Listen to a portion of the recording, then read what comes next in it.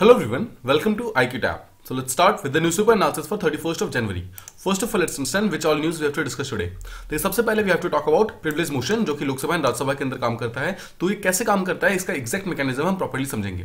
Second will talk about statue of equality which is to be inaugurated on 5th of February. तो ये news में आया है, इसलिए हम इसको प्रॉपर्ली डिस्कस करेंगे कि एक्जैक्टली स्टैच्यू ऑफ इक्वालिटी क्या है, किसके ऊपर बनाया गया है.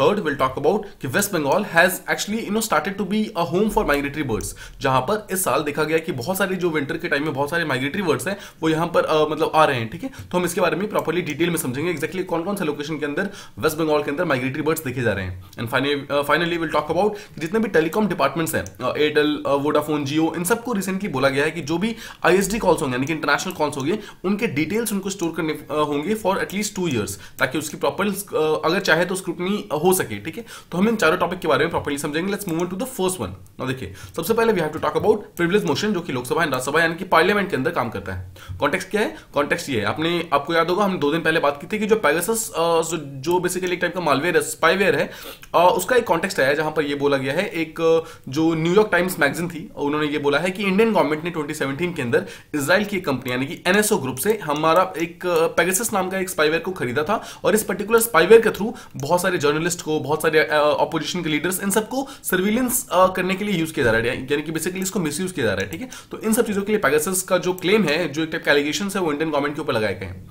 इसी चीज के कॉन्टेक्स्ट के अंदर जो हमारे आईटी मिनिस्टर यानी कि जो अश्विनी वैष्णव नाम के पर्सन है, जो कि अभी हमारे मिनिस्टर ऑफ आईटी हैं, उन्होंने कुछ दिनों पहले एक पार्लियामेंट के अंदर एक स्टेटमेंट दिया था when he said that there is no किसी भी टाइप का अनऑथोराइज्ड सर्विलेंस नहीं हो रहा है, और स्पेशली पेगासस को लेकर उन्होंने डायरेक्टली क्लेम को मना कर दिया था. ना इसी पर्टिकुलर स्टेटमेंट के ऊपर कुछ कांग्रेस के लीडर्स यानी कुछ ऑपोजिशन के लीडर्स ने इसके अलावा यानी मतलब इनके ऊपर यानी कि मिनिस्टर ऑफ आईटी के ऊपर एक प्रिविलेज मोशन स्टार्ट किया है, इनिशिएट किया है. ठीक है, तो हम यही समझने वाले कि एक्जैक्टली प्रिविलेज मोशन होता क्या है, कौन इसे स्टार्ट कर सकता है और किसके अगेंस्ट स्टार्ट किया जा सकता है. तो इससे कुछ पहले हम स्टार्टिंग पोर्शन देखते हैं. देखिए, सबसे पहली बात तो इस पर्टिकुलर प्रिविलेज मोशन का सीधा सा मतलब है कि जितने भी पार्लियामेंट्री प्रिविलेज होती है, जितने भी एमपीज को मिलती है, उन सब का अगर कहीं पर भी ब्रीच होगा तो उसके अगेंस्ट में ये मोशन स्टार्ट किया जा सकता है.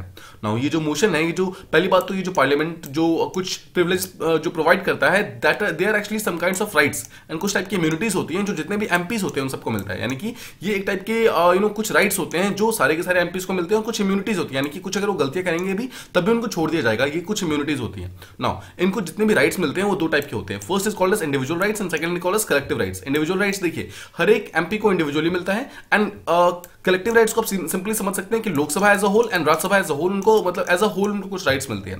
तो ठीक है, ये सारे के सारे राइट्स जो हैं उसको हम प्रॉपर्ली समझने वाले हैं अभी कुछ देर के अंदर. बट द पॉइंट इज कि इन राइट के अंदर इन जितने भी राइट्स किसी मिनिस्टर्स को मिल रहे हैं, अगर उस राइट्स में से किसी भी राइट्स का अगर मिसयूज किया जाएगा तो उसके अगेंस्ट ये मोशन स्टार्ट किया जा सकता है. ठीक है, तो जैसा हमने समझा, किसी भी राइट्स का या फिर किसी भी इम्यूनिटीज का डिसरिगार्ड किया जाएगा यानी कि उसे गलत तरीके से यूज किया जाएगा, फिर मिसयूज किया जाएगा, तो उसके अगेंस्ट ये मोशन स्टार्ट कर सकता है, and it is actually punishable under the law of parliament. ना आपको ध्यान रखना है ये कौन से लॉ के अंदर यहां पर मतलब इसके अगेंस्ट पनिशमेंट मिल सकती है, that is law of the parliament. यानी कि देखिए, किसी भी टाइप का इसको सीआरपीसी, आईपीसी, उसके अगेंस्ट किसी भी टाइप का इसको पनिशेबल नहीं बनाया गया. इसको सिंपली जो पार्लियामेंट के जो लॉज होते हैं, लोकसभा के अपने कुछ रूल्स हैं, राज्यसभा के अपने कुछ रूल्स हैं, उसके अगेंस्ट इसको पनिशेबल बनाया गया है. नाउ ये नोटिस स्टार्ट कौन कर सकता है, ये मोशन कौन स्टार्ट कर सकता है? दोनों ही हाउस है, लोकसभा राज्यसभा दोनों ही हाउसेस में से कोई भी मेंबर जो है किसी भी मिनिस्टर के अगेंस्ट ये नोटिस को स्टार्ट कर सकता है. तो फर्स्ट चीज आपको क्लियर है कि कोई भी मेंबर यानी कि भले वो लोकसभा का हो या भले वो राज्यसभा का हो, वो ये पर्टिकुलर मोशन को स्टार्ट कर सकता है. नाउ इसके अलावा अगर आप देखेंगे तो कॉन्स्टिट्यूशन बोलता है कि जितने भी ये मतलब राइट्स है, जितने भी ये इम्यूनिटीज हैं, वो हर एक उस पर्सन को मिलेगा, मतलब हर एक पर्सन को मिलेगा जो कि लोकसभा या राज्यसभा के प्रोसीडिंग्स के अंदर स्पीक कर सकता है, मतलब बातचीत कर बोल सकता है या फिर पार्टिसिपेट कर सकता है. तो देखिए, जितने भी एमपीज हो गए वो सब तो इसके अंदर है ही, साथ में जो हमारे अटॉर्नी जनरल ऑफ इंडिया होते हैं और जितने भी यूनियन के मिनिस्टर्स होते हैं, ये सब के सब यहां पर इस पर्टिकुलर राइट्स और इम्यूनिटीज के अंदर होते हैं. मतलब इन सारे लोगों को ये राइट्स एंड इम्यूनिटीज मिलती है. तो आपने अगर लक्ष्मीकांत का स्पेशली जो हमारा यूनियन वाला चैप्टर है वो अगर आपने ध्यान से देखा होगा, तो हमारे पार्लियामेंट के कौन कौन मेंबर्स होते हैं हमारे पार्लियामेंट के. तो सबसे पहली बात तो लोकसभा राज्यसभा के जितने मेंबर्स होंगे वो हमारे एमपीज होते हैं. इसके अलावा president is also a very important member of parliament. President जो होता है डायरेक्टली मेंबर होता है, बट आपको ध्यान रखना है जितने भी ये प्रिविलेजेस यानी कि जितने भी राइट्स एंड इम्यूनिटीज हैं, ये प्रेसिडेंट को इस पर्टिकुलर आर्टिकल के थ्रू नहीं मिलती है. ठीक है, सो दिस इज वेरी इंपॉर्टेंट कि प्रेसिडेंट को पार्लियामेंट्री प्रिविलेजेस नहीं मिलती है. जो प्रेसिडेंट की जितनी भी राइट्स एंड इम्यूनिटीज है वो आर्टिकल 361 के अंदर अलग से मेंशन की गई है। इसका मतलब क्या है कि बाकी एमपीज, बाकी जो हमारे जो एजी होते हैं, जितने भी यूनियन मिनिस्टर्स होते हैं, उनके साथ में प्रेसिडेंट का नाम नहीं लिखा हुआ है। इसका मतलब क्या है, प्रेसिडेंट को इनके साथ में नहीं मिलता है, प्रेसिडेंट को अलग से राइट्स मिलती है। देखिए, तो इसका मतलब ये बिल्कुल भी नहीं है कि प्रेसिडेंट को राइट्स नहीं मिलती है, प्रेसिडेंट के पास भी वो सारी राइट्स होती हैं, प्रेसिडेंट के पास एक्चुअली उनसे ज्यादा राइट्स होती हैं। बट द पॉइंट इज कि वो वहां पे मेंशन नहीं होती है जहां पर ये सारी की सारी राइट्स मेंशन होती है इनके लिए। प्रेसिडेंट का जो राइट होता है वो आर्टिकल 361 के अंदर मेंशन होता है, ठीक है। इसके अलावा देखिए आर्टिकल 105 जो हमारे कॉन्स्टिट्यूशन का है, उसके अंदर दो जो राइट्स हैं वो अलग से मेंशन की गई है। First is called as freedom of speech in parliament and second is called as right of publication of its proceedings. इसका मतलब क्या है, इसका सीधा सा मतलब ये है कि कोई भी एमपी या फिर कोई भी एमएलए जो है अपने अपने कंसर्न हाउसेस के अंदर कोई भी चीज अगर बोलता है, कोई भी चीज बोलता है, तो उसके बोलने के ऊपर, मतलब जो भी स्पीच वो यूज करते हैं उसके अगेंस्ट, उनके अगेंस्ट मतलब किसी भी टाइप का प्रोसीडिंग स्टार्ट नहीं किया जा सकता है। मतलब मान लीजिए कि एक पर्सन, एक ऑपोजिशन का मेंबर आके किसी रूलिंग पार्टी के अगेंस्ट कोई भी स्टेटमेंट देता है कि ये पर्सन गलत है या ये पर्सन झूठा है, तो ऐसा नहीं है कि वो पर्सन उसके अगेंस्ट यहां पर ये पर्टिकुलर मोशन स्टार्ट कर देगा, ऐसा बिल्कुल नहीं हो सकता है, ठीक है। Second is called as right of, देखिए कोई भी चीज, जो भी प्रोसीडिंग्स उस पर्टिकुलर हाउस के अंदर चल रही हैं उसको पब्लिश करना और उस चीज को नोट डाउन करना है, फिर न्यूज़पेपर के अंदर देना। मतलब आप एक चीज देखते होंगे, जब भी कोई हाउसेस कंप्लीट होते हैं, मतलब एक पर्टिकुलर सेशन जब हो रहा होता है, उसके बाद जब मिनिस्टर्स बाहर आते हैं तो बहुत सारे न्यूज वाले जो जाते हैं उनसे जाकर क्वेश्चन पूछना स्टार्ट कर देते हैं। द पॉइंट इज कि वो जो मिनिस्टर्स होते हैं वो चीजें बता सकते हैं, obviously until it is secret. जब तक वो चीजों, जब तक बेसिकली वो चीजें सीक्रेट ना हो और चीजों मतलब बताने के लिए ना बोला गया हो, मतलब छुपाने के लिए ना बोला गया हो, तब तक वो कोई भी चीज को यहां पर आउट कर सकते हैं और उस किसी भी न्यूज को या फिर किसी भी इंफॉर्मेशन को पार्लियामेंट से बाहर बताने के बारे में यहां पर किसी भी टाइप का इनके अगेंस्ट एक्शन नहीं लिया जाएगा, ठीक है। दो टाइप के राइट्स होते हैं जो कि हर एक पर्सन को मिलता है। अब ये तो हमने देखी कि कॉन्स्टिट्यूशन के अंदर कहां-कहां पे राइट्स मिलते हैं। देखिए हमने यहां पर देखा कि जितने भी कॉन्स्टिट्यूशन के आर्टिकल्स हैं वहां मिलेंगे, स्पेशली आर्टिकल 105 के अंदर, और जो प्रेसिडेंट के आर्टिकल्स होते हैं वो आर्टिकल 361 के अंदर होते हैं। यहां पर तो हमने समझ गए कि कॉन्स्टिट्यूशन कहां-कहां पे ये राइट्स देता है। इसके अलावा एक हमारा जो कोड ऑफ सिविल प्रोसीजर है जो कि 1908 में हमारा आया था, उसके अंदर भी यहां पर कुछ राइट्स प्रोवाइड किए गए हैं जो कि इनडायरेक्टली जितने भी एमपीज हैं उनको मिलता है। First is called as freedom from arrest, यानी कि जब एक पर्टिकुलर हाउस सेशन के अंदर हो, मतलब काम चल रहा हो, उसके दौरान किसी भी एमपी या फिर एमएलए ने किसी भी टाइप का अगर सिविल केस किया हो, देखिए आप ध्यान रखिएगा ये सिविल केस के लिए, क्रिमिनल केसेस के लिए नहीं है। ऐसा नहीं कि अगर कोई एमपी जाकर किसी का मर्डर कर देगा तो उसको अरेस्ट नहीं किया जाएगा, उसको अरेस्ट किया जाएगा। बट द पॉइंट इज कि उसके अगेंस्ट किसी भी टाइप का अगर सिविल लॉ सूट अगर फाइल किया गया है तो उसे अरेस्ट नहीं किया जाएगा, स्पेशली जब तक के लिए वो पर्टिकुलर हाउस सेशन के अंदर चल रहा है। तो ठीक है, ध्यान समझिए कि एक तो फ्रीडम फ्रॉम अरेस्ट है और सेकंड चीज किसी भी मेंबर को किसी भी सिविल प्रोसेस के अंदर में उसको डिटेन नहीं किया सकता है, उसे मतलब कि अरेस्ट नहीं किया सकता है, ठीक है। ये दो टाइप की जो राइट्स हैं ये हर एक एमपी को मिलते हैं। अब ये किस टाइम में होता है, जब एक पर्टिकुलर कमेटी, एक पर्टिकुलर हाउस जो है सेशन के अंदर हो, मतलब चल रही हो। अब मान लीजिए कि आज का डेट जस्ट सपोज कि 31 जनवरी है, आज हमारा बजट सेशन जो है वो स्टार्ट हुआ है, तो आज के दिन मान लीजिए किसी भी मिनिस्टर के अगेंस्ट कोई भी अगर प्रिविलेज स्टार्ट होता है तो इस पर्टिकुलर केस के अगेंस्ट में, मतलब किसी भी पर्टिकुलर सिविल केस के अंदर इनको अरेस्ट नहीं किया सकता है 40 दिन पहले तक और 40 दिन बाद तक, ठीक है। अब मतलब आई होप आप इस चीज को समझ रहे हैं कि 31 जनवरी से 40 दिन पहले भी किसी को अरेस्ट नहीं किया सकता है और 40 दिन बाद भी इसको अरेस्ट नहीं किया सकता है। मतलब अराउंड यहां पर 100 डेज का यहां पर पूरी तरीके से राइट्स प्रोवाइड करते हैं कि पूरी तरीके से इम्यूनिटी मिलती है, दिस कॉल्ड एज इम्यूनिटी, ठीक है। तो जितने भी एमपीज होते हैं उनको अरेस्ट नहीं किया सकता है इतने दिनों के लिए। Now it needs to be noted that कि पार्लियामेंट जो होता है till now has not made any special law जो कि हर एक प्रिविलेजेस को एक जगह पे कोडिफाई करे। इसका मतलब क्या है, देखिए हमने यहां पर एक चीज देखा कि कुछ यहां पर राइट्स जो है एमपीज के वो कॉन्स्टिट्यूशन के अंदर लिखे हुए हैं, कुछ राइट्स उनके लोकसभा रूल्स के अंदर लिखे हुए हैं, कुछ राइट्स उनके राज्यसभा के रूल्स के अंदर लिखे हुए हैं, यहां तक कि कुछ राइट्स उनके कोड ऑफ सिविल प्रोसीजर के अंदर लिखे हुए हैं जो कि 1908 के अंदर आया था, ठीक है। अब अगर आप ध्यान से सोचिए ये जितने भी राइट्स हैं इनको आपको कंबाइन करके एक जगह पर कहीं भी नहीं लिखा हुआ है और पार्लियामेंट ने इसके बारे में भी एक भी लॉ ऐसा नहीं बनाया है जो कि एक्चुअली ये चीज सिग्निफाई करे, चीज शो करे कि सारे के सारे लॉज कौन कौन से एक जगह पर सिंगल पेपर के ऊपर लिखा हो, ऐसा कोई भी जगह नहीं है, ठीक है। इसका मतलब क्या है कि जितने भी हमारे एमपीज हैं उनको लॉ मिलता है, मतलब उनको राइट्स मिलते हैं, इसमें कोई डाउट नहीं है, बट वो राइट्स जो है वो अलग अलग प्लेसेस के हैं, वो एक जगह पर प्रॉपर्ली कोडिफाइड नहीं है, एक जगह पे प्रेजेंट नहीं है, ठीक है। तो आई होप आप एग्जैक्टली समझ गए कि ये पर्टिकुलर राइट्स होते क्या हैं और कौन कौन उसे इनिशिएट कर सकता है। नाउ सेकंड चीज, स्पीकर जो होते हैं, जो लोकसभा के या फिर जो राज्यसभा के चेयरमैन होते हैं, उनका एग्जैक्टली क्या रोल होता है इस चीज में। देखिए जब एक पर्टिकुलर मिनिस्टर किसी दूसरे मिनिस्टर के अगेंस्ट ये प्रिविलेज मोशन स्टार्ट करेगा ना, तो हमेशा सबसे पहले वो फर्स्ट जो स्क्रूटनी का लेवल होता है दैट इज द स्पीकर या फिर चेयरमैन। यार मान लीजिए कि लोकसभा के अंदर स्टार्ट किया गया, तो इसका मतलब है सबसे पहले उससे स्पीकर के सामने उसे बताना होगा कि मुझे इस पर्टिकुलर मिनिस्टर के अगेंस्ट ये प्रॉब्लम है और मैं इनके अगेंस्ट ये पर्टिकुलर मोशन स्टार्ट करना चाहता हूं। जब ऐसा होगा तो सबसे पहले स्क्रूटनाइज किया जाएगा बाय द स्पीकर या फिर चेयरमैन अगर वो राज्यसभा के अंदर है, ठीक है। अब देखिए जो भी स्पीकर है लोकसभा के या फिर जो भी चेयरमैन है राज्यसभा के, वो सबसे पहले उस चीज पर डिसाइड करेंगे और उस चीज को प्रॉपर्ली सुनेंगे और समझेंगे कि क्या ये पर्टिकुलर राइट्स जो है वो सच में इनके अगेंस्ट स्टार्ट करना चाहिए फिर नहीं करना चाहिए। अगर यहां पर स्पीकर या चेयरमैन इस चीज के लिए कंसेंट दे दे, मतलब अप्रूव कर दे, तो उसके बाद ही जो भी मेंबर जो इस चीज को स्टार्ट करना चाहता है, देखिए जो मिनिस्टर स्टार्ट करना चाहता है उसको परमिशन मिल जाएगा कि वो एक पर्टिकुलर छोटा सा स्टेटमेंट दे सकता है कि एग्जैक्टली किस चीज के अगेंस्ट में ये स्टेटमेंट स्टार्ट किया जा रहा है या फिर किस पर्टिकुलर चीज के अगेंस्ट में एक मिनिस्टर के अगेंस्ट ये नोटिस स्टार्ट किया जा रहा है। ठीक है, तो आई होप आप इसी को समझ गए कि फर्स्ट लेवल ऑफ स्क्रूटनी कौन सी होगी, जो स्पीकर होंगे या फिर जो राज्यसभा के चेयरमैन होंगे, सबसे पहले उनसे आपको गुजरना होगा, उसके बाद ही आप कर सकते हैं ना। कुछ रूल्स हैं, हम एक्जैक्टली देखते हैं कहां पर है। जैसा हमने देखा कुछ रूल्स यहाँ पर कॉन्स्टिट्यूशन के अंदर है, कुछ रूल्स राज्यसभा के बुक के अंदर है, कुछ रूल्स लोकसभा के बुक के अंदर है, और कुछ हमने देखा जो कोड ऑफ सिविल प्रोसीजर है उसके अंदर है। तो जो लोकसभा के रूल बुक है उसके अंदर रूल नंबर 222 है जो कि चैप्टर 20 के अंदर प्रेजेंट है, और जो राज्यसभा के अंदर है वो चैप्टर नंबर 16 के अंदर रूल नंबर 187 है। Again this is not important at all.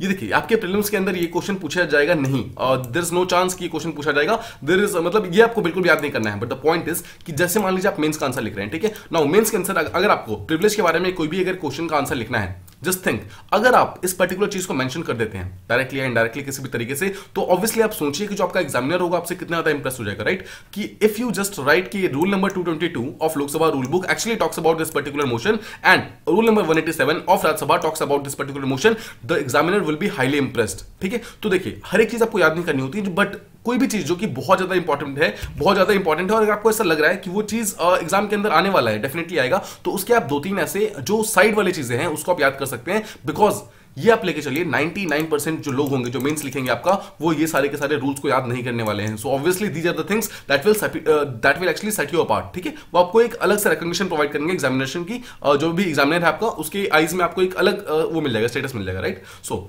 देखिए, तो ये हमने देख लिया कि एक्जैक्टली लोकसभा रूल बुक के अंदर भी लिखा हुआ है, राज्यसभा रूल बुक के अंदर भी लिखा हुआ है, बट ये रूल यहां पर ये बोलता है दैट अ मेंबर में with the consent of the speaker और द चेयरपर्सन वो एक क्वेश्चन को रेज कर सकते हैं जहां पर किसी भी पर्टिकुलर मिनिस्टर के अगेंस्ट प्रिविलेज मोशन को स्टार्ट किया सकता है, जैसा हमने पीछे देखा। ठीक है, जहां पर जो हमने यहां पर देखा था वही सेम चीज यहां पर फिर से मेंशन किया गया है। तो यहां पर आपको देखना है कि कंसेंट यहां पर स्पीकर और चेयरमैन का बहुत ज्यादा नेसेसरी है, अगर कंसेंट नहीं मिलेगा तो वो चीज स्टार्ट नहीं किया सकता है। नाउ एक कमेटी होती है प्रिविलेज कमेटी। नाउ देखिए एक चीज आपको और समझना है यहां पर कि जो स्पीकर या जो चेयरमैन होते हैं उनके पास एक यहां पर पावर होती है कि या तो वो इस चीजों को खुद से डिसाइड कर सकते हैं, they can decide on their own, या फिर वो इस चीज को रेफर कर सकते हैं to directly to a privilege committee. ठीक है, पार्लियामेंट के अंदर एक प्रिविलेज कमेटी होती है। इस कमेटी का काम ही होता है कि किसी भी पर्सन के अगेंस्ट, किसी मिनिस्टर के अगेंस्ट अगर किसी भी टाइप का ऐसा कोई भी एक ऐसा टाइप का मोशन स्टार्ट हुआ है तो उसको प्रॉपर एग्जामिन करना, उसको प्रॉपर चेक करना। Now first of all privilege committee जो होती है एक टाइप की स्टैंडिंग कमेटी होती है। इसका मतलब यह है कि स्टैंडिंग कमेटी का मतलब होता है परमानेंट कमेटी। परमानेंट कमेटी का मतलब है ये चीज कभी भी डिसॉल्व नहीं होगी। नाउ एक चीज आपको ध्यान रखना है कि स्टैंडिंग कमेटी जितनी भी होती है उनको नॉर्मली उनका टर्म जो होता है 1 साल का होता है, मतलब हर 1 साल के बाद एक न्यू कमेटी बनती है, बट ये कभी भी खत्म नहीं होती है। ठीक है, तो ये वाली कमेटी जो है ये भी एक टाइप की स्टैंडिंग कमेटी है, ये भी कभी खत्म नहीं होगी। नाउ इसके अंदर दोनों ही हाउसेस के मेंबर्स होते हैं। लोकसभा के अंदर हमेशा इसके 15 मेंबर्स होंगे और राज्यसभा के अंदर से टोटल 10 मेंबर्स होंगे, यानी कि टोटल मिलकर कितने मेंबर हुए? 25 मेंबर। सो ऑलवेज रिमेंबर कि लोकसभा से 15 मेंबर्स होंगे, राज्यसभा से 10 मेंबर्स होते हैं प्रिविलेज कमेटी के अंदर। तो ये था हमारा फर्स्ट टॉपिक। आई होप आपको जितने भी डिटेल्स इंपॉर्टेंट थी वो सारी चीजें मैंने मेंशन कर दी है, आपको इसको बस बार-बार रिवाइज करते जाना है, आपको ऑटोमेटिकली चीज समझ आ जाएगी। Now let's move on to the next one.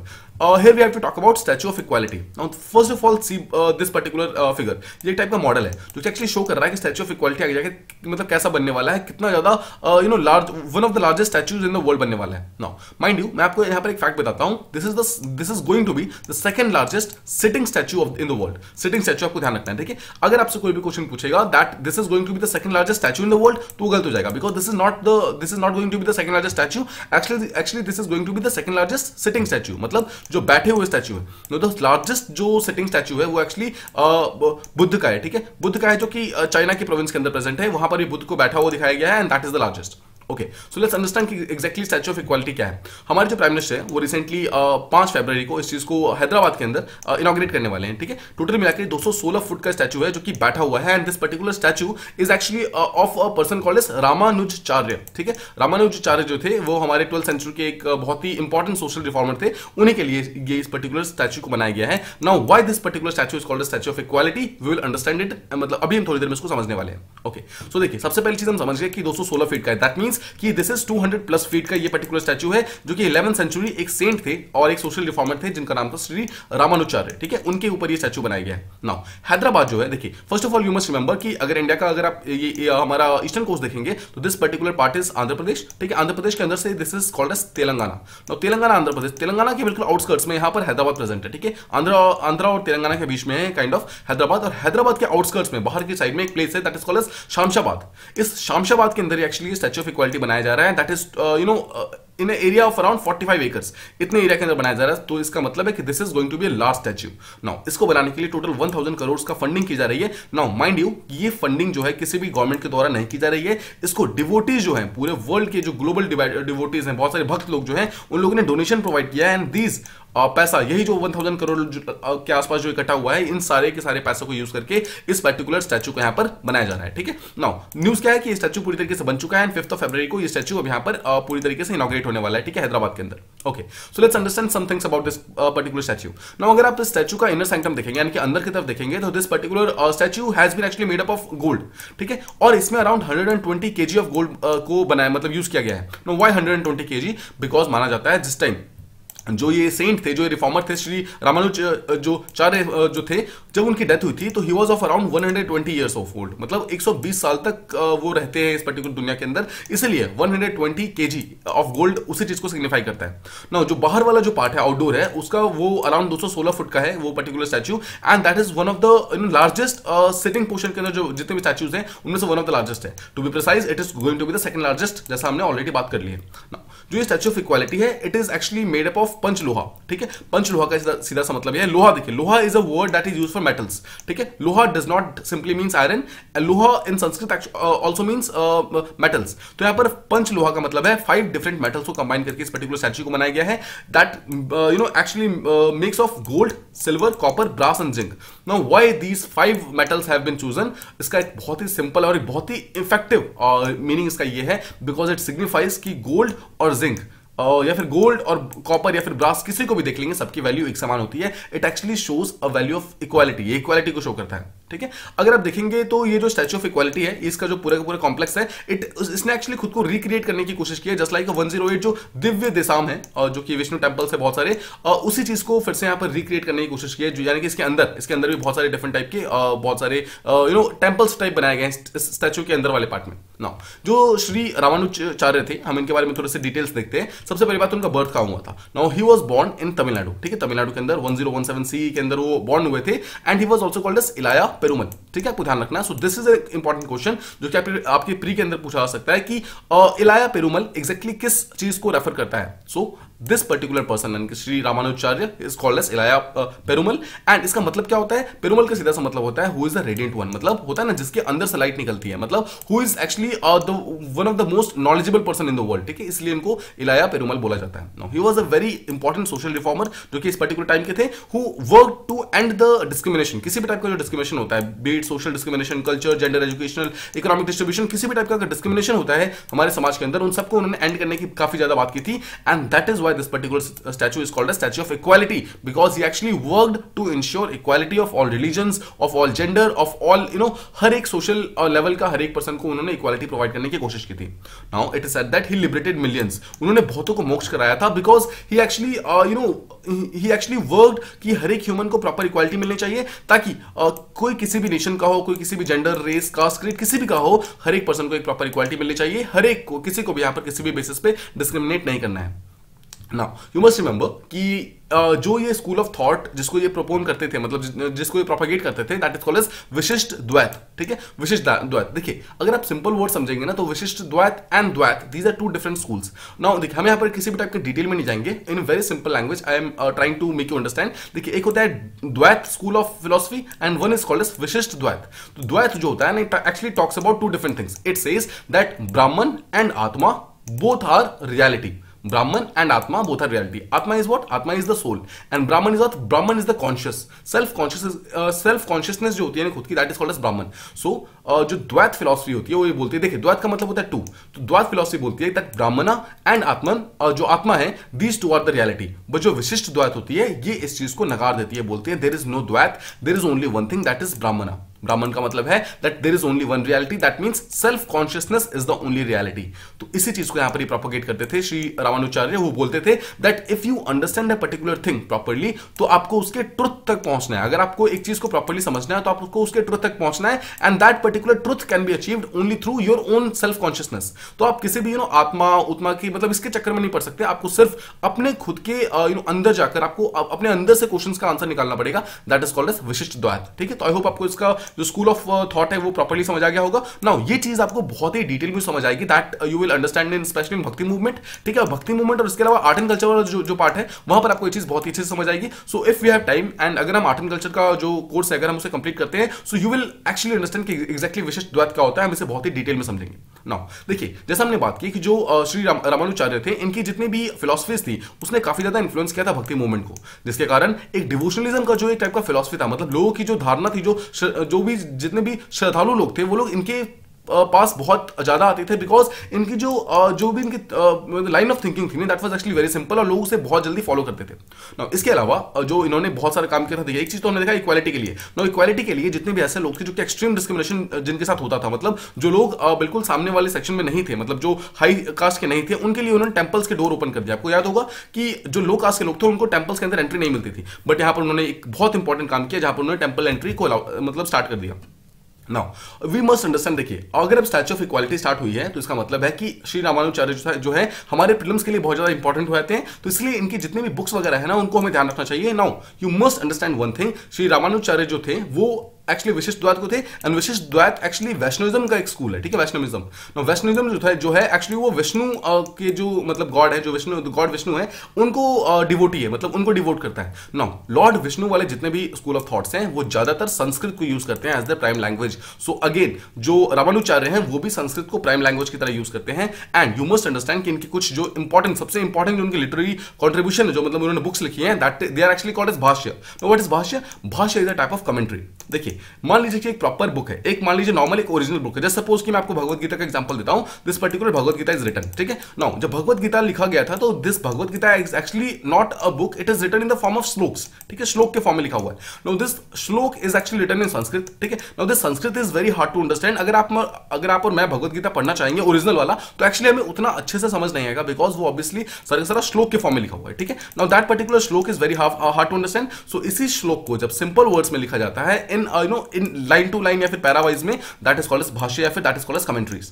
तो जितने भी ब्रह्म सूत्र थे या फिर जितने भी भगवत गीता की बुक्स हैं, जो इंपॉर्टेंट बुक्स हैं, इन सब के ऊपर इन्होंने भाष्य लिखा है, मतलब कमेंट्रीज लिखी है, इनको सिंपल वर्ड्स में एक्सप्लेन करके लिखा हुआ है, and this all has been done in the language of Sanskrit. ठीक है, तो आई होप आपको एक्जैक्टली समझ आ गया कि श्री रामानुचार्य कौन थे। ठीक है, उनके ऊपर स्टैच्यू ऑफ इक्वालिटी क्यों बन रही है, इक्वालिटी का मतलब क्या है यहाँ पर, because he actually work for to end the gender discrimination या किसी भी टाइप के डिस्क्रिमिनेशन को एंड करने के लिए, एंड ही फॉलोड विशिष्ट द्वैत, जो कि एक्चुअली बोलता है दैट ब्राह्मणा इज द ओनली रियलिटी, ब्राह्मणा मींस सेल्फ कॉन्शियसनेस। ठीक है, तो आई होप आपको जितनी भी इंपॉर्टेंट डिटेल्स थी वो सारी चीजें प्रॉपर्ली समझ आ गई होगी। Now let's move on to the next one, where we have to talk about that migratory birds जो हैं वो बंगाल की तरफ ज्यादा से ज्यादा ट्रैवल कर रही है। सबसे पहले समझते हैं कि एक्जैक्टली कॉन्टेक्स्ट क्या है। कॉन्टेक्स्ट ये है कि रिसेंटली एक सर्वे हुआ है जिसके अंदर ये पाया गया है कि जो विंटर मंथ्स है उसके टाइम में देखा गया है कि बहुत सारे हिमालयन और सेंट्रल एशियन हाईलैंड से जितने भी माइग्रेटरी बर्ड्स थे वो अचानक से साउथ सेंट्रल बंगाल की तरफ काफी ज्यादा अट्रैक्ट हो रहे हैं। देखिए अभी तक हमने देखा था जितने भी वो होते हैं वो ओडिशा की तरफ आते हैं, नीचे की तरफ जाते हैं, आंध्र प्रदेश की तरफ, केरला तमिलनाडु जाते हैं, जो ईस्टर्न घाट्स वेस्टर्न घाट्स हैं, बट बंगाल की तरफ जो माइग्रेटरी बर्ड्स है उतने ज्यादा पहले जाया नहीं करते थे। बट यहां पर देखा गया है कि पिछले कुछ सालों के अंदर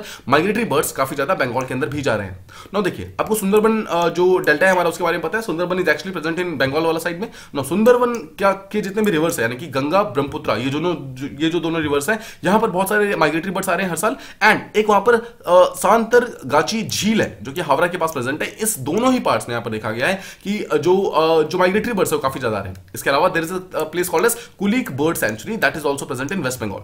now here you must remember that Santragachi jheel and Kulik bird sanctuary they are both present in West Bengal, and आपको ऑब्वियसली ये तो पता ही कि सुंदरबन वेस्ट बंगाल के अंदर प्रेजेंट है। Now let's see first of all this in map में देखते हैं इसको। देखिए अगर आप देखेंगे दिस इज इंडिया, ठीक है, let me show you, this is India, now this is India, this part is West Bengal. ठीक है, वेस्ट बंगाल का जो बिल्कुल ये बाहर वाला पार्ट है ना, दिस इज कॉल्ड सुंदरबन। ठीक है, सुंदरबन इज अ डेल्टा जहां पर इस तरफ से गंगा आती है, एक तरह से ब्रह्मपुत्र आती है, और ये पूरा पार्ट जो है वो डेल्टा फॉर्म करती है। ठीक है, so that is why it is called Sundarban delta. Now Sundarban delta मैं आपको ये चीज बताना चाहता हूं that this is a mangrove area और यहां पर रॉयल बंगाल टाइगर यहां पर सबसे ज्यादा पाए जाते हैं and this is the probably the only native place जहां पर रॉयल बंगाल टाइगर्स पाए जाते हैं। ठीक है, so these are the two information. तो आई होप आप समझ गए एक्जैक्टली कि सुंदरबन डेल्टा कहां पे है। नाउ देखिए सेकंड चीज आपको समझना है इस पर्टिकुलर झील के बारे में दैट इज कॉल्ड सांतरगाछी झील। देखिए ये प्रेजेंट है हावड़ा के अंदर, तो आप देखेंगे दिस इज वेस्ट बंगाल का ये वाला पार्ट जो है this is Sundarban delta and वहीं पर पास में हावड़ा प्रेजेंट है, हावड़ा के अंदर भी यहां पर ये पर्टिकुलर झील है। नाउ देखिए third is Kulik bird sanctuary. Kulik bird sanctuary अगर आप देखेंगे this is actually present in top most part, this particular place जो है this called as Kulik bird sanctuary और यहीं पर जो ये मतलब ये पर्टिकुलर बर्ड्स हैं, यानी कि देखिए इस पूरे रीजन के अंदर कहीं ना कहीं देखा गया है कि माइग्रेटरी बर्ड्स जो है काफी ज्यादा यहां पर आ रही है और अपने आप को प्रॉपर्ली वहां पर स्टे करने की कोशिश कर रही है। तो रिसेंटली एक सर्वे किया गया था वेस्ट बंगाल के फॉरेस्ट डिपार्टमेंट के द्वारा जिसके अंदर ये पाया गया कि बंकुरा नाम का एक प्लेस है। देखिए अगेन बंकुरा भी यहाँ पर जो टॉप मोस्ट पार्ट है वो वहीं पे प्रेजेंट है, बंकुरा भी यहाँ पे प्रेजेंट है। ठीक है, बंकुरा के और उसके आसपास के जितने भी रीजन हैं उन सारे एरियाज के अंदर जितने भी ये माइग्रेटरी बर्ड्स हैं वो काफी ज्यादा आ रही हैं। नाउ देखिए यहां पर आपको बंकुरा या फिर किसी भी सिटी का नाम कभी भी याद नहीं करना है because this is not state PCS, this is UPSC, this can not be asked in UPSC ever. ठीक है, you must remember bird sanctuary, कोई भी इंपॉर्टेंट बर्ड सेंचुरी है या फिर कोई ऐसा इंपॉर्टेंट झील है जो कि लगातार न्यूज के अंदर आ रहा है, तो these things obviously become important because ये करंट इवेंट्स का पार्ट है। बट इस टाइप की किसी भी सिटी का क्वेश्चन नहीं पूछा जाएगा, दिस इज जस्ट बिकॉज ये न्यूज़पेपर के अंदर मेंशन था, दैट्स व्हाई आई मेंशन कि बंकुरा नाम का एक प्लेस है वहां पर। ठीक है, ओके, सो आपको ध्यान रखना है कि ये ऐसे प्लेसेस है जो लगातार इमर्ज हो रही है जहां पर ये जो माइग्रेटरी बर्ड्स है वो लगातार आ रही है। नाउ पिछले कुछ सालों के अंदर 20 वाटर बॉडीज के अंदर अराउंड 133 स्पीसीज ऑफ बर्ड्स यहां पर पाई गई हैं और इनमें से बहुत सारी बर्ड्स जो है माइग्रेटरी बर्ड्स हैं। इसलिए लोगों के अंदर यहां पे अवेयरनेस फैलाना स्टार्ट कर दिया गया है, स्पेशली कि जो वाइल्ड एनिमल्स का जो पोचिंग वगैरह करते हैं वो आप बंद कर दो और इसके साथ साथ जितने माइग्रेटरी बर्ड्स यहां पर आती है उन सबका प्रोटेक्शन के लिए आपको एक स्टेटस थोड़ा इंक्रीज करना होगा। ऐसे लोगों के अंदर ये अवेयरनेस फैलाया जा रहा है। नाउ इसके अलावा आपको एक चीज जो ध्यान रखनी है वो यहां पर देखिए यहां पर कुछ डैम्स के बारे में बात की जा रही है। Now these all dams have been mentioned in the Hindu newspaper, that's why these becomes important. Now देखिए ये जितने भी माइग्रेटरी बर्ड्स आ रही है ऑब्वियसली दे नीड वाटर वाला सप्लाई। ठीक है, वाटर का सप्लाई जहां पर होगा वहीं पे जाएंगे because migratory birds normally eat fish. ठीक है, फिश के ऊपर डिपेंडेंट होती है। तो देखिए यहां पर जितने भी डैम्स का नाम है ना आपको बस ये डैम ध्यान रखना है, जितने भी रिजर्वॉयर्स आपको ध्यान रखना है and you just have to remember that these particular dams are present in West Bengal, that's it, nothing else you need to remember. First is called as Mukut Manipur dam. Now देखिए ऑल्दो इसके नाम के अंदर मणिपुर है but this is actually present in West Bengal. Second is called as Kadam Deoli reservoir, third is called as Gangdua dam, fourth is called as Lalband dam, fifth is called as Sahib Dam, and finally we have Futiyari Dam. Now these are some of the dams that are actually present in West Bengal and we just have to remember because these kind of question can come in as the following type के question में UPSC के अंदर पूछा जा सकता है। ठीक है, आई होप आपको ये चीज प्रॉपर्ली समझ आ गया। नाउ इसके अलावा द हिंदू न्यूज़पेपर के अंदर कुछ यहाँ पर जो माइग्रेटरी बर्ड्स हैं उसके नाम दिए गए हैं, तो that's why we have to remember that. देखिए यहाँ पर आपको ये चीज याद नहीं रखनी है कि ये सारे बर्ड्स वेस्ट बंगाल के अंदर पाए जाते हैं, ये सारे बर्ड्स नहीं पाए जाते हैं। You just have to remember that these are the examples of migratory birds, that's all. First is called as lesser whistling duck, second is called as red crested pokerd, third is called as common pokerd, fourth is called as tufted duck, fifth is called as northern pintail and finally we have great crested grep.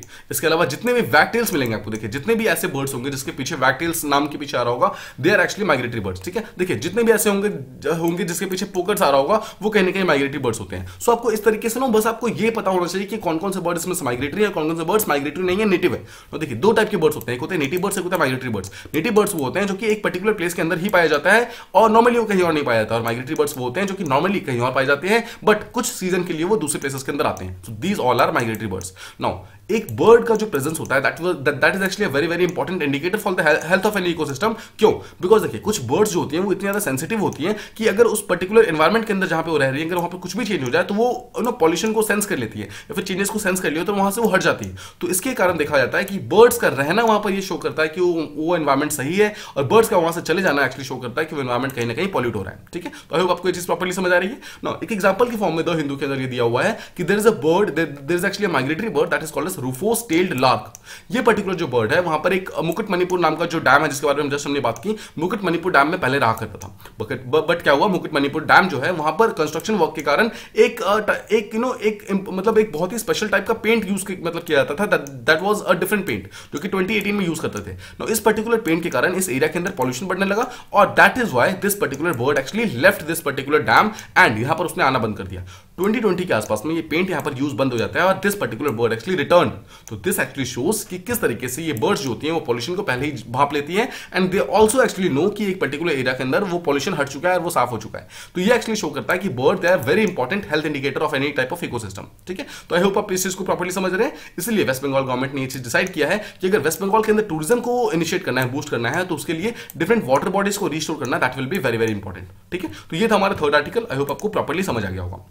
Now let's move on to the last article that we have to talk about. It is a very very small article. ये type का information है। देखिए, you must remember कि जितने भी telecom department है उनको ये बोला गया है कि जो भी ISD कॉल्स हैं उन सबको आपको स्टोर करना है फॉर एटलीस्ट 2 साल के लिए। 2 साल के लिए आपको स्टोर करना ही है। तो गवर्नमेंट ने इसको मैंडेटरी कर दिया गया। ठीक है, पहले मैंडेटरी नहीं था, इसको मैंडेटरी कर दिया गया है कि किसी भी टाइप का इंटरनेशनल कॉल्स, किसी भी टाइप का सैटेलाइट का फोन कॉल्स, थर्ड किसी भी टाइप का कॉन्फ्रेंस कॉल जो कि 2 डिफरेंट टेलीकॉम डिपार्टमेंट्स के अंदर किया जा रहा है, फोर्थ किसी भी टाइप के मैसेजेस जो या तो नॉर्मल जो नेटवर्क है उसके ऊपर कर रहे हैं या फिर किसी भी टाइप के इंटरनेट के ऊपर मैसेजेस हो रहे हैं, व्हाट्सएप, फेसबुक, इन सब के ऊपर हो रहे हैं, उसको आपको कम से कम 2 साल के लिए स्टोर करना है ऑन योर सर्वर्स। ठीक है, तो आई होप आप ये चीज समझ रहे हैं। और ये चीज जितनी भी चीजें स्टोर की जाएंगी that will be stored in India, मतलब इंडिया के बाहर इनको स्टोर नहीं करना है, इसको इंडिया के अंदर ही किसी न किसी डेटा सर्वर के ऊपर यूज करना है। नाउ इसके लिए क्या किया है गवर्नमेंट ने, एक यूनिफाइड लाइसेंस लॉ होता है, यूनिफाइड लाइसेंस, जहां पर इस लाइसेंस के अंदर डिफरेंट जो टेलीकॉम डिपार्टमेंट्स है उनको लाइसेंस प्रोवाइड किया जाता है। इसी पर्टिकुलर लाइसेंस को यहां पर अमेंड किया गया है और यहां पर ये चीज बोला गया है कि हर एक डेटा को एटलीस्ट 2 सालों के लिए स्टोर किया जाएगा।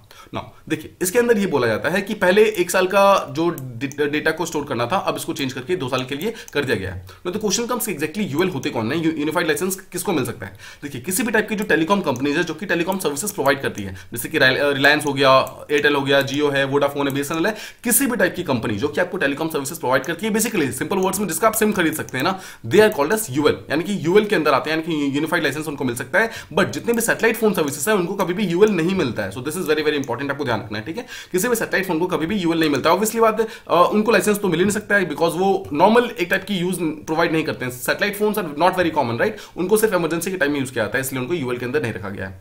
तो इस पर्टिकुलर चीज के अंदर बोला गया है कि इस लाइसेंस को अगर कोई भी लेना चाहते हैं, फिर किसी भी कंपनी के पास अगर यूएल का लाइसेंस है, इसका मतलब है उसको अपने सारे कमर्शियल रिकॉर्ड्स को, जितने भी कॉल डेटा रिकॉर्ड्स है, जितने भी एक्सचेंज डिटेल रिकॉर्ड्स है या फिर जितने भी आईपी के रिकॉर्ड्स है, हर एक चीज को वहां पर प्रॉपर्ली रिकॉर्ड करना होगा फॉर एटलीस्ट 2 साल के लिए। ठीक है, एंड 2 साल के बाद जो आर्काइव किया जाएगा, जो स्टोर किया जाएगा, that will actually be available for scrutiny. किसी भी टाइप की अगर सिक्योरिटी रीजन के लिए किसी भी कॉल को अगर सुनना है, किसी भी मैसेज को चेक करना है, तो 2 साल तक के लिए चेक कर सकते हैं। और उसके बाद अगर उन्हें बोला जाएगा कि आप इसे डिलीट ना करो तो उसको 2 साल के बाद भी उसको रखना पड़ सकता है, नहीं तो अनलेस अगर 2 साल हो चुका है तो उसके बाद उस चीज को डिलीट कर सकते हैं अपने सर्वर के ऊपर से। ठीक है, तो ये था हमारा लास्ट टॉपिक। आई होप आपको ये चीज एक्जैक्टली समझ आ गई कि एक्जैक्टली क्या हो रहा है। जो टॉपिक्स आज हमने बात की है उनके ऊपर कुछ क्वेश्चंस हैं जो कि आप रिवीजन फॉर्मेट में ट्रू या फॉल्स के फॉर्म में ट्राई कर सकते हैं। The first question is that the president of India is also included under the parliamentary privileges. Second question is privilege committee जो होती है, it has more members from Lok Sabha than Rajya Sabha. The third question is statue of equality is to be funded entirely by the central government under Hriday scheme. Fourth question is copper is one of the metals used to make Statue of Equality. The fifth question is whistling duck and tufted duck. They are types of native birds that are found in Sundarban area में जो कि West Bengal के अंदर present है. And finally we have a question that is unified license includes conference calls made between 2 different telecom providers. ठीक है, तो ये आज के कुछ क्वेश्चन हैं जो कल के क्वेश्चन थे उसे हम रिवाइज कर लेते हैं. The first question was that Pegasus is a type of denial of service attack in which it does not allow the user to use the system. This is a false statement. आपको ध्यान होगा Pegasus के बारे में हमने कल बात की थी कि Pegasus अगर किसी के फोन में है तो उसका सिस्टम नॉर्मली चलता रहेगा, उसे पता भी नहीं चलेगा कि उसका सिस्टम यहां पर कॉम्प्रोमाइज हो चुका है. And so that is why this is not a type of denial of service attack, this is actually kind of malware. ठीक है, ये टाइप का मालवेयर है, फिर स्पाईवेयर कह सकते हैं. सेकंड क्वेश्चन इज कि एसक्यूएल जो है it actually involves attacking the website, और जो एक्सेस है यानी क्रॉस साइट है वो actually involves the system only. This is correct, this is मतलब प्योरली करेक्ट बिकॉज एसक्यूएल के अंदर डायरेक्टली वेबसाइट के ऊपर अटैक होता है, बट एक्सेस के अंदर सिर्फ सिस्टम के ऊपर अटैक होता है, वेबसाइट के ऊपर अटैक नहीं होता है. Third question is Israel is the largest defence supplier of India. No, this is wrong statement. Russia is the largest and Israel is the second largest. ठीक है, ध्यान रखना डिफेंस सप्लायर जो है वो सेकंड लार्जेस्ट इजराइल है, Russia यहां पर लार्जेस्ट है हमारा.